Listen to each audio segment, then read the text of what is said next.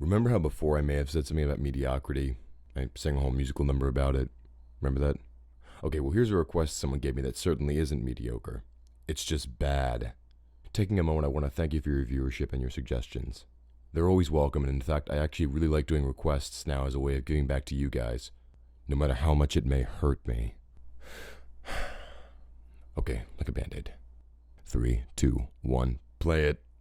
So the movie opens with a happy family of 3, soon to be 2, as our narrator, the little bunny here named Jonah, explains how the Feather King came and took his mother away, all because she had this nasty cough. After her kidnapping, the father takes the son out of the house and they move out to sea.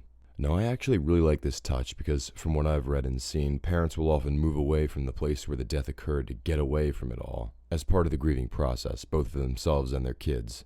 And being out on an ocean, though not taken full advantage of, is another good way of representing the loneliness one feels after the loss of someone so close.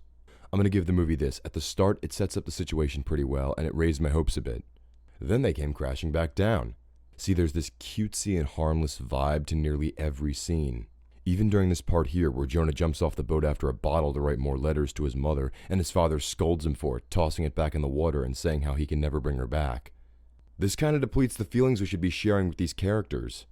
Like, put this bottle scene somewhere later on and give it some weight. Don't make it this poorly emoted, time-wasting, over and done with crap. Sneaking around one night, Jonah hears his dad up late talking with someone over the radio named Bill, who tells him that the Feather King may return for them all, and that's why they need to stay out at sea. Because whenever I need brutal honesty, this is the man I turn to. I see you're drinking 1%. Is that because you think you're fat? When his dad has to go out for boat parts the next day, Jonah decides to try to talk to this Bill, who happens to be under attack and calls for help. Jonah, like the good son he is, steals his father's boat and goes off to find the stranger. A film for the kiddies, Mom and Dad. I'll steal it! No one will ever know! He arrives, and Bill is fighting off an army of the Grinch's pubes, while Jonah attempts to steer the ship through jagged rocks. And he does. You built up a storm, giant rocks, and a potentially awesome sequence, and you didn't deliver, movie. Thanks for the blue balls, though. Bill manages to evade capture by the creatures, and he takes control of the ship, speeding off. Then the Feather King appears, chasing them down, but losing them.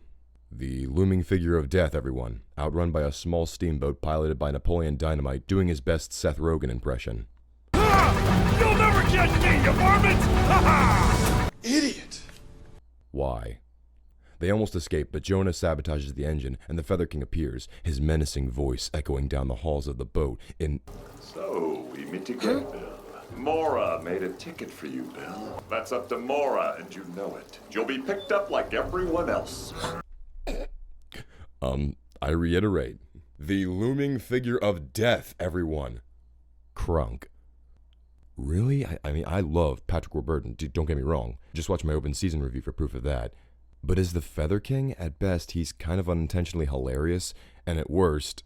What's going on here? You're not Bill. Where is he? He gave me his ticket. He what? Wait. No, that's not how it works. Unacceptable. Yeah. Apparently, Bill is supposed to return to this titular beyond where he's actually from, and where Jonah's mom is. And so Jonah offers to take Bill's place and ticket, to which Bill happily agrees. The ship then begins to sink from all the damage. He is so fucking grounded. As it's submerged, Jonah chases after it, trying to get a picture of his mother, when a whirlpool sucks him out the window. Next thing Jonah knows, he's free-falling with the ship and crash-landing like a pebble in a bathtub. That's an appropriate-sized splash. The sound effects in this movie are weak and seriously downplay what's happening sometimes, I swear. And it's further pulling me out of the immersion, what little I had to begin with. Jonah is in some kind of world between worlds, where people are lined up to get their tickets and board a ship to the beyond. Why are they all bunnies? Bill's a dog, I think. The Feather King is part bird. What, is heaven fucking racist? Anyway, my third grade teacher is guarding the door and knows the ticket really isn't Jonah's, refusing him entry. But Jonah just sneaks past her, because if there's one thing Solid Snake taught us, it's that cardboard boxes make you invisible and guards have no peripheral vision. Successfully stowed away, Jonah arrives with the other dead to the ethereal beyond, a land coated in mist, until it's peeled back to reveal... I think the most charitable way I can describe this is that I can see a chamber pot being emptied out windows. Seriously, why is this so ugly? It's meant to reflect on Bill, who apparently built all this, and we find that out later, but Was this really such a good idea? Sure, it shows Bill's bad at his job, but it's already foggy and colorless here. Now you're gonna make housing so shitty it makes an upside-down refrigerator box and a puddle of water look like a fucking waterfront estate? Come on. Anyway, the Feather King comes to stop Jonah wandering about, but Jonah is an annoying twat and is resistant. That sounds weird. I don't know what you're talking about, but you took my mom. Hey, all of this is your fault, you know. How is it my fault? It's your job to make sure nothing like this ever happens. This is student film bad. This is the animation and acting at their worst, and if you played this clip and nothing else, people might have actually assumed it was a bad fan dub or something. I know the budget was tight, but I paid money to see this. They sold it for money. With that in mind, I want my money back. The Feather King keeps referencing the rules of some creature called Mora, and says it is impossible for Jonah to stay here just yet. The Feather King bargains to let Mora decide if Jonah can at least go looking for his mother, and he flies Jonah to the top of a mountain where Mora resides, inside of that ghost splooge pool from Scooby-Doo. Because Jonah is an annoying twat, he falls in and sees Mora, destroying any mystery and build-up, and revealing the shocking truth that she is in fact Cthulhu! Yes, confirmed. These rabbits worship tranny Cthulhu. Con-fucking-firmed. I am certain there's a group out there that thought this was true. Okay, but in all seriousness, Jonah's 10-point dive drives a bug way further up Warburton's rabbit hole, and he tells Jonah to get fucked and go home, having him put in a barrel and taken back to the land of mist and boats. Why he doesn't just take him home, I don't know. He apparently has time to go retrieve Bill, so you'd think this would be simple. But no. The Feather King, Bill, and the Frog Lady return to the dilapidated infrastructure of their imagination-deprived city, and Jonah immediately starts looking for a way to get back to where his mother is. He finds a bottle and floats back to the island. What did I say, Warburton? He found a way, and it clearly wasn't very hard to figure out. So again, the cunning spirit of death, everyone. The beach he lands on happens to belong to, or at least be near where his mother is, because she's there when Jonah comes to. Aww. Through sheer luck and implausible odds, these two are reunited. Now, if only they had personalities so I could give a fraction of the shit they want me to. Jonah and his mom spend the entire day together, laughing and catching up on lost time. But the next morning, those things that look like something you would find in Captain Planet's shower drain come back. Bill arrives, scaring off these abominations, and telling the pair how he's locked away the Feather King and done away with all the rules. He even shows them that he literally put the Feather King in a box like some kind of lunatic, and then holds a meeting, announcing how they should throw a party to celebrate no rules. And everyone just kind of goes along with it. Look, Bill even brought Jonah's dad along to sweeten the deal. We never do get to see the party even though Bill invited them, as the family just goes home and sleeps it off like they think they're me or something. And the next morning... Mom, Dad, wake up! What's going on? Huh? Is it usually like this? Only if she forgets to piss before bed. The entire yard is flooded, and so the family goes to seek answers from Bill, who's up to his neck in people complaining about issues in the city. Apparently flooding is a common problem, and the first sign that the world's falling apart.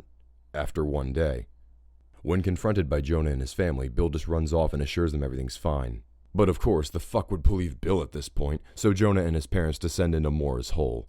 You know what I mean, and let the jackass in a box loose, asking for his help in fixing all this. But, as he tells them, things have already been pretty badly fucked up by Bill, and the only thing he needs them to do right now is leave. How, you ask? Apparently, Bill knows a sort of back door to the normal world, and they must find him to get him to tell them where it is. Why won't the Feather King help them? Are you coming? No, I'm afraid I'm not allowed to leave my kingdom. Bullshit, you do it all the time. What, did Mora ground you? What the hell? So, without Warburton's help, off they go to find Bill. Then Bill comes back down Mora's cave, nope, still dirty, and tells the Feather King that he can fix this. Because I'm pretty sure the Feather King has brain damage from being shoved in that box, he lets Bill jump into the water, which he can't touch, and steal the last ticket from Mora, in the hopes that with no more tickets, things will be fine. Things are definitely not fine.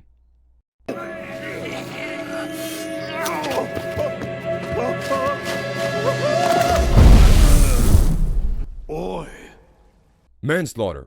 Bunny slaughter. Bunny bird manslaughter. Bill seems rather chill about watching the Feather King explode, doesn't he? Those are the eyes of a killer. Mora is furious that Bill is messing with everything.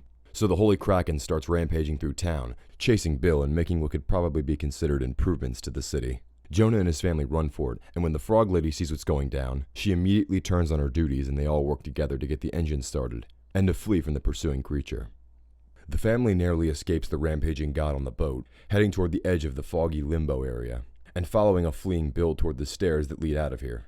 Oh, there it is. The exit. I think I can actually hear OSHA screaming in agony from here. Or maybe they just saw the city. Everyone somehow manages to make it to the ladder and up the steps, right as Mora shows up. However... Come on, Mom!